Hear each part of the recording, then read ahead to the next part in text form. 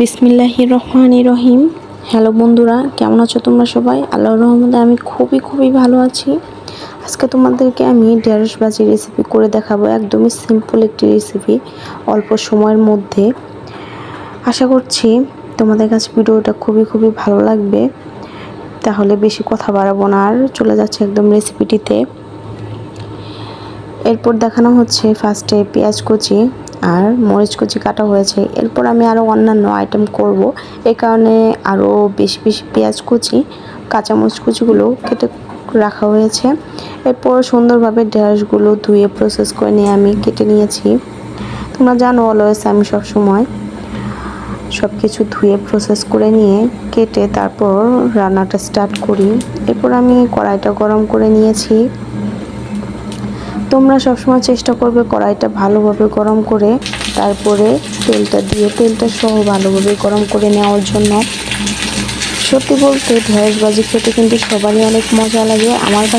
আমারও কিন্তু খুব প্রিয়। তোমাদের কাছে কার ভালো লাগে ঢেঁড়স ভাজি দিয়ে ভাত খেতে? আর অনেকে আছে যে কাঁচা ঢেঁড়স খেয়ে ফেলে, যার অনেক পছন্দ। আমার খুব পছন্দ, আমিও মাঝে মধ্যে ঢেঁড়স ভাজি করে খাই। তাই ভাবলাম আজকে তোমাদের সাথে রেসিপিটি শেয়ার করি। এরপর তোমাদের সাথে কথা বলতে পেঁয়াজ আর কাঁচামরিচ কুচিগুলো সুন্দরভাবে ভাজা হয়ে গেছে। তোমরা সবসময় চেষ্টা করবে পেঁয়াজ কুচি আর মরিচ কুচিটা ব্রাউন কালার করে নেওয়ার জন্য। আসলে আমি কাঁচামরিচ কুচি করিনি, পাল্টা করে নিয়েছি, বলতে ভুল হয়ে গেছে। এরপর আমি ঢেঁড়সগুলো দিয়ে দিয়েছি, ঢেঁড়সগুলো দিয়ে সুন্দরভাবে ভেজে নিচ্ছি।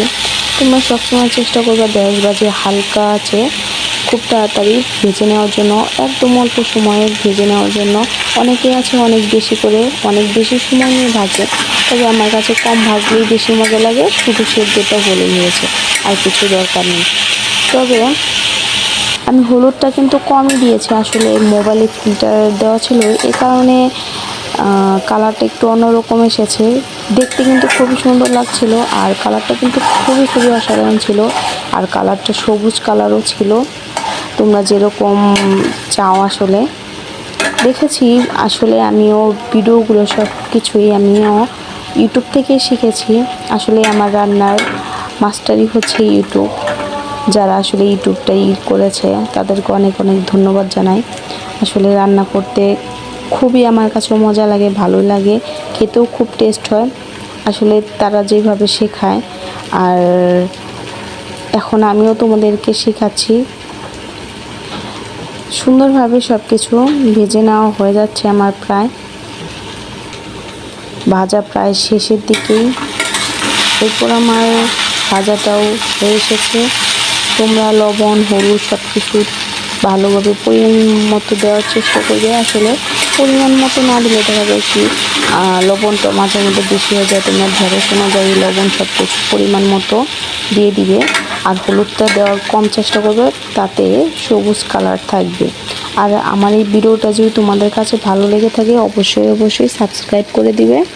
আর ইউটিউব থেকে দেখে থাকলে অবশ্যই সাবস্ক্রাইব করে দেবে। ফেসবুক থেকে দেখে থাকলে অবশ্যই পেজটি লাইক কমেন্ট ফলো করে পাশে থাকবে।